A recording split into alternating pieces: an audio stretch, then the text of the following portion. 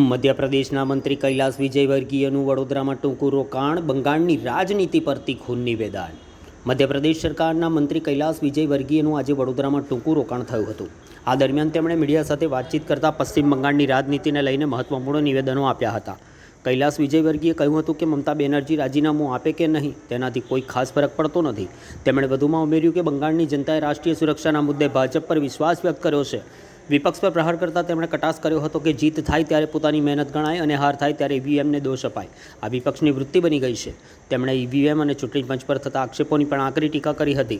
વિજયવર્ગીયના આ નિવેદનને લઈને રાજકીય વર્તુળોમાં ચર્ચા શરૂ થઈ છે। हमने बहुत सारे राज्य जीते हैं, पर बंगाल की जीत की बात अलग है। यह वैसे ही इस देश को तोहफा है जैसे धारा 370 हटाई गई, सीए लाया गया, या हम ये कहें कि देश से नक्सलवाद साफ हुआ, ऐसे ही बंगाल की जीत भी इस देश के देशवासियों के लिए बहुत प्रसन्नता की बात, क्योंकि बंगाल जो राष्ट्रभक्तों का प्रदेश था, जहाँ वंदे मातरम गीत का सृजन हुआ, जहाँ बंकिम चंद्र चट्टोपाध्याय जी और रविन्द्रनाथ टैगोर जैसे लोगों ने देशभक्ति के गीत गाकर क्रांतिकारियों को खड़ा किया था, वह प्रदेश अब देश विरोधी गतिविधियों का केंद्र बनता जा रहा था। और वहाँ की सरकार देश विरोधी गतिविधियों का केंद्र चलाने वाले लोगों को संरक्षण देती थी। इसलिए बंगाल में एक राष्ट्रवादी विचारधारा की सरकार आना चाहिए थी। और हमें प्रसन्नता है कि मोदी जी के नेतृत्व में, अमित शाह जी के नेतृत्व में बंगाल में अब राष्ट्रवादी विचारधारा की सरकार बनी है। सीमावर्ती प्रांत कोई भी हो, वहाँ पर यदि राष्ट्रवादी विचारधारा की सरकार बनती है तो उससे देश को फ़ायदा होता है। और बंगाल की जीत से देश की आंतरिक सुरक्षा को जो खतरा था, वह खतरा समाप्त हो रहा है और एक नए बंगाल में नया सवेरा आया है।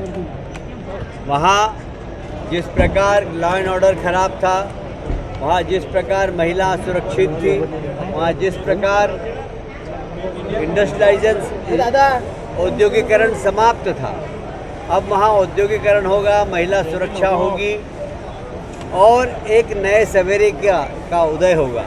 मुझे विश्वास है कि मोदी जी के नेतृत्व में बंगाल में हम एक बेहतरीन सरकार चलाकर देश की जनता को और बंगाल की जनता को ये विश्वास दिलाएंगे कि बंगाल अब वो बंगाल नहीं है जहाँ महिला रात को अकेली नहीं निकल सकती थी, और निकलती थी तो उसके साथ रेप होता था। और जब रेप होता था तो वहाँ के मुख्यमंत्री कहते थे कि रात में क्यों निकले आप।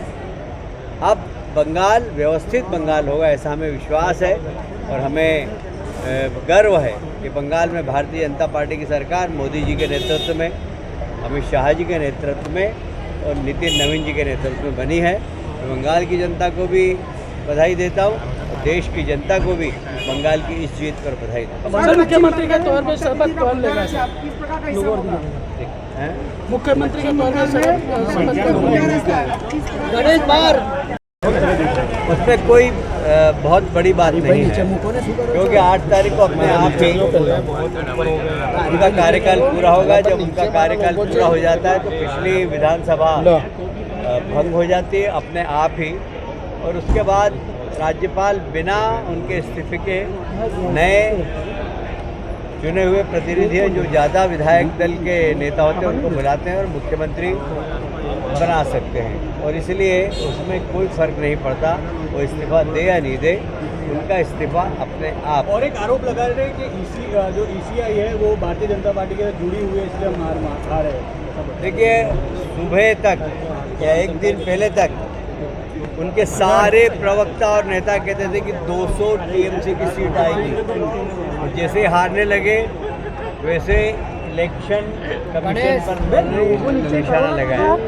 इस देश में विपक्ष विपक्षी दलों में एक फैशन हो गया, जीत गए तो हमारी क्षमता से जीते, कांग्रेस केरल में जीत गई तो हमारी क्षमता से जीती, हार गए तो इलेक्शन कमीशन, SIR, EVM, ये सारे आरोप लगाते हैं। जबकि मैं कह सकता हूँ बहुत जवाबदारी से और बहुत गंभीरता से कि 40 साल में पहली बार बंगाल में निष्पक्ष चुनाव हुए। न CPM के राज में निष्पक्ष चुनाव होते थे, न TMC के राज में निष्पक्ष चुनाव होते थे। 40 साल में पहली बार निष्पक्ष चुनाव। सर कौन मुख्यमंत्री कौन